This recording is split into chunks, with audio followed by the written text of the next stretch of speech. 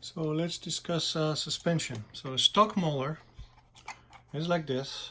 If you use a screwdriver and you pull that screw off, you're gonna remove the holder, and behind is the swing arm or bogey arm, whatever we call it, and the wheels are snapped off on it. There you go, right? So it's if I show, it shouldn't be too hard. You pull it off. What happens with the wheels? The wheels are fragile. The prongs tend to break behind it, so it can work sometimes just from friction. When they're completely gone, what I do is I put a spacer and I put down. But once those prongs are gone, it's really an issue. So that's the weakness of the wheels. So you want to be see, this one is like one broken, so this one is all free. Sometimes you could have just one, like this one here.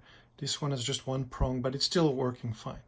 What you don't want is when it's rolling, if you see that the wheels are not true, that they're like chips, that's no good. So you always want, as long as they're snug, they're okay. This is polypropylene, glue won't work on it. I suspect down the road what we might need to do is print a ring with a flange that would screw onto this guy, and then this way there would be enough surface to hold it. The other alternative, of course, is to print your own wheels. Like you can see here on the Warthog, there's a printed wheels, exact same geometry, some better details. Of course, not as refined as an injection molded part because you can see the grain, but this is where it goes when the wheels are. So these are fairly precious. You source them on eBay. I'm going to show you what these guys install and how the suspension system is comprised. So there's two styles. One style I call P. Sometimes there's a marking in it, sometimes not. Another time is N. So I'll tell you what the difference is. As you can see, there's also different arms. The further away the mount of the spring is, the stiffer it is. Early of my, this is a swing arm, right? My early versions, especially the early videos, had this mount fairly close with very soft, not much ground clearance. So my latest versions are P, and N. It's alphabetical letters, right? So I'll explain to you what's the difference. N is going for the looks. It sits lower, it's gray, so it's to really mimic the stock Mauler appearance, and gray being kind of one of the colors used on a stock Mauler to deter from the look of it. P has this olive green color. The reason is not cosmetic. The reason is this plastic is really good, it's crisper and stronger, and it's also a different style. See, so it's a very different holder. You can see it more, it's much more visible, and the color is really off, so it's not really part of the Mauler palette. The geometry is also very different. So the P will sit higher. I don't know if you can see it, but there's definitely much higher, much better ground clearance. It's just not as realistic as as the stock appearance. Now let's see how it's comprised. You've got a holder and you've got swing arms. The swing arms are mirrored left and right, and those parts that are 3D printed are sealed with some ABS solvent. And the reason for this is these are printed in ABS, and the 3D material can delaminate. So I either use Tamiya cement, ABS cement, or styrene cement, Plastrac, there's a bunch of brands, and I brush it gently. If you put too much, it melts. And this is what you see is that shine. That shine you see there is the area that have been treated. Sometimes more visible than others. Here, I think you can see it, there's like a shine. Let's see if I go there. Okay. So this gray plastic here is not sealed. This one, why it was chosen is this plastic is stronger. That's why I used it. So I would advise against painting it, because typically when you paint gets in the way and it gets sticky. All these parts, when they come out of print, I seal them or prepare them. See here, it's fairly rough. I have to go with a blade and clean up some of the support material. And then from McMaster, I got those nylon pins. The nylon pins are inserted, and this is how it ends up like this. Like this one, for example, is a long pin that's been trimmed, but I've got different lengths. There's two different lengths that work. I advise against metal. Metal rusts. Metal is also too strong, and On the design of this, there's very little nylon. Worse comes worse, it can be deformed, and the nylon pin being deformed does not create as much damage as a metal pin. And also nylon is much more slippery, so it works fairly well. So as you can see, I really advise. That's good. On the design of this, the nylon pin are supposed to be snug but loose, not too loose, not too snug.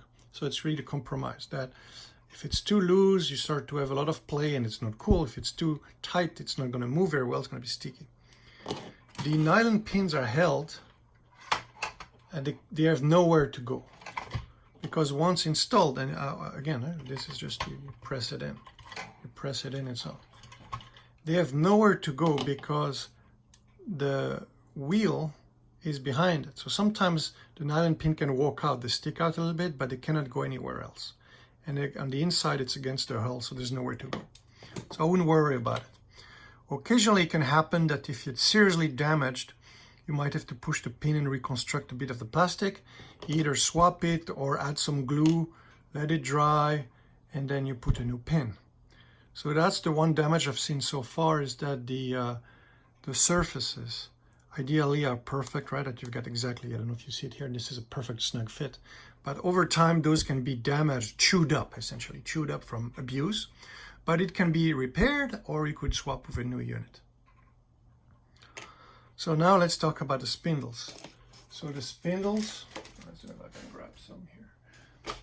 The spindles is where the most of the elbow grease is put, the most work for me, the most time consuming. The spindles should be free. So it should be really like spinning free inside the wheel so that you've got a smooth rolling wheel. But if it's, you see the slop there? It shouldn't be too much, because if it's too much, it's going to look weird and do nasty things and touch things. So what happens is I tap these guys, I sand them, I seal them, and I go for the stock look. This is why I've got this slots, so it mimics it. But here's how this works. There's a screw that's there for support, for strength. The screw is not meant to be pulled off. The screw is meant to be in a swing arm, flush, and the taper, the back of the head, is acting as strength.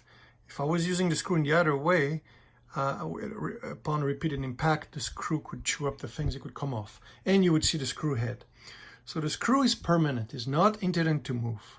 Sometimes you see it move, ideally it isn't. You can put a drop of glue, but it's not supposed to move. The spindle is tapped, meaning there's some threads down in there. And what you do is you, okay, so this is a bad one, for example, so it doesn't fit. So let's take a good spindle. So you put a spindle there, you mount it there, and you screw it on. And this is critical right now, right? Is you're gonna screw it. And what happens when you do this, the screw is gonna back up. So what you need to do is have a screwdriver and hold the back. You have to hold the back. It's a little tricky, so you have to hold this Phillips here of the head, right? And you screw this guy in. Okay, there you go. So we tightened. Now, ideally, this spindle is tight all the way. But as you can see here, there's something wrong. It's not spinning well. And this is why I have to spend a lot of time grooming each spindle. It's very time consuming. And what can also happen is if you over tighten the spindle, you're gonna chew the threads and then it's not gonna hold. All right, so let's go again. So let's take one that did right here, for example, right? So these have been groomed. See, they spin freely, they're good, they're tight, they're good. So this one comes right out with a little snap, so you know it was just right. There you go. So here's a spindle. This is this better plastic material. All right, so when you install it, you put the spindle on.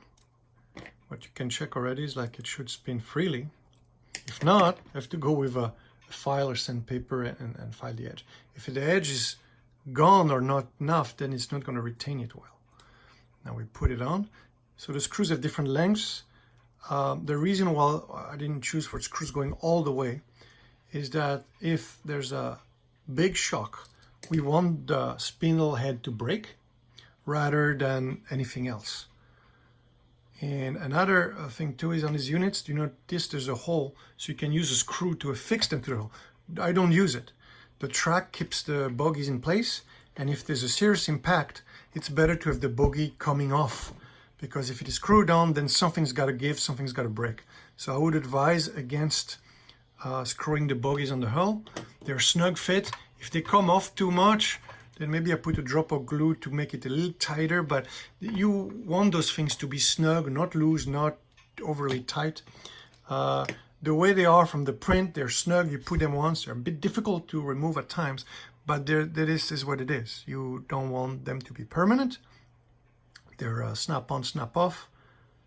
Let's go back on here. So here's the trick, right? You're gonna not use force, because otherwise you might chew or destroy the edge here and it's not gonna look good. Now, see, so this is still smooth, and then gonna tighten, and I tighten a quarter of a turn, no more. There is no need to tighten this excessively because we're dealing with plastic threads. It's not gonna work well. If when you're tightening this guy moves, then you know something is wrong and you have to hold it while you tighten it. The other option is to put a drop of glue on the screw and install it, let it dry so the screw never moves. Now you see this one here is perfect. It has a lot of slap, but it's not excessive.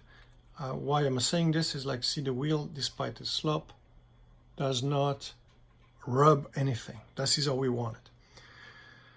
So all right, this video is long. I hope you understand. I can provide you wheels, except wheels are a rarity. We have to source those on eBay and they're broken. So ideally I can provide suspension units. You have to install the wheels on, and it is a bit of work because you have to be gentle, install them right, and so that you don't destroy anything. Now it can happen, this is a consumable, but over time things happen, spindles have to be replaced, or maybe the entire unit, but overall everything here can be repaired.